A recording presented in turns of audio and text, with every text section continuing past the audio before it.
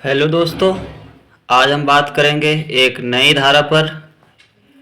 आज हमारा सीपीसी का यह दूसरा लेक्चर है, जिसमें सीपीसी 1908 अर्थात सिविल प्रक्रिया संहिता 1908 की धारा 2 की उपधारा 2 जो डिक्री की बात करता है। डिक्री क्या है?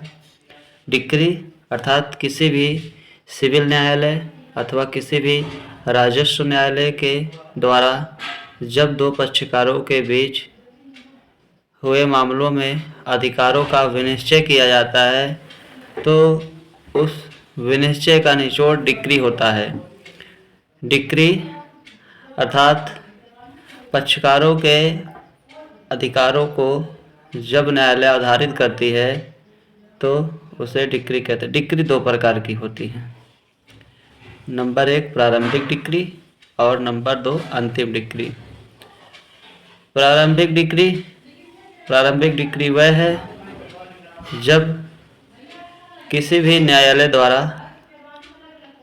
पक्षकारों के विवादों का कुछ निस्तारण किया जाता है किंतु आगे कार्रवाई चलती रहती है, तो उसे प्रारंभिक डिक्री कहते हैं। लेकिन अंतिम डिक्री क्या है? अंतिम डिक्री वह है जब न्यायालय द्वारा पक्षकारों के सभी अधिकारों का, सभी विवादों का विनिश्चय कर दिया जाता है, अर्थात अंतिम रूप से निर्णय कर दिया जाता है, तो उसे अंतिम डिक्री कहते हैं। प्रारंभिक डिक्री कभी अंतिम डिक्री पर निर्भर नहीं रहती है, लेकिन अंतिम डिक्री हमेशा प्रारंभिक डिक्री पर निर्भर रहती है। अब हम देखेंगे प्रारंभिक डिक्री और अंतिम डिक्री दोनों के बीच अंतर क्या है।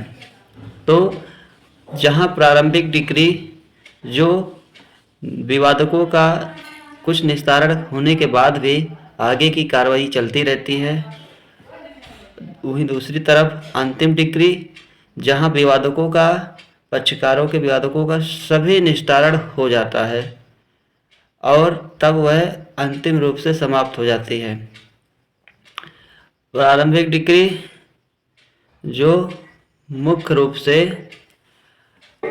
न्यायालय की ऐसी कार्रवाई जो समय समय पर चलती रहती है लेकिन वह समाप्त नहीं होती। अंतिम डिक्री जो न्यायालय की अंतिम कार्रवाई होती है जो समाप्त हो जाती है।